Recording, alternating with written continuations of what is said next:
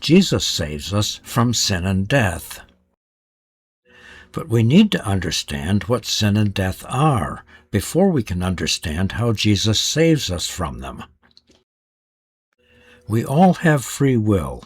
It's how God created us. We're free to do whatever we want before God, whether it's right or wrong. Sin is simply doing my will when it's in opposition to the will of God. God sent Jesus into the world to do His will, not just to pay a price for sin, but to overcome sin by always doing God's will, always. And this is exactly what Jesus did. Here's what Jesus told the Jewish leaders as recorded in John 5. I can of myself do nothing. As I hear, I judge, and my judgment is righteous, because I do not seek my own will, but the will of the Father who sent me. And again, here's what He told the people as recorded in John 6. For I have come down from heaven, not to do my own will, but the will of Him who sent me. We have a classic example of this when Jesus prayed in Gethsemane just before His crucifixion. Here's Matthew's account.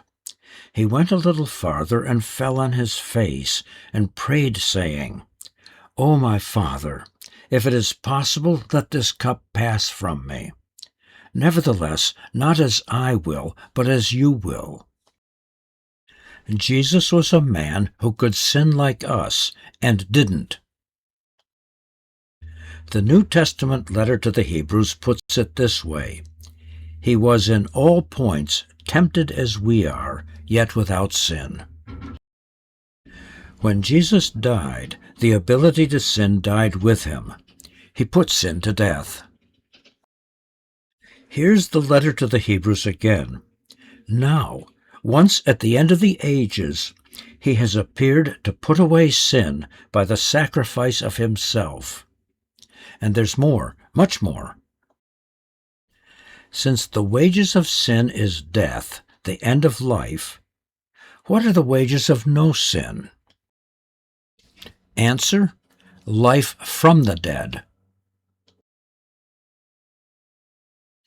Acts chapter 2. God raised Him up, having loosed the pains of death, because it was not possible that He should be held by it. Jesus did nothing worthy of death, and God gave Him life from the dead. This is worth repeating. The outcome of no sin in one man is life from the dead in one man. And He now saves us from sin and death. The New Testament now invites us to share His victory by believing and being baptized into His saving name for the forgiveness of our sins and the promise of resurrection from the dead when Jesus comes again.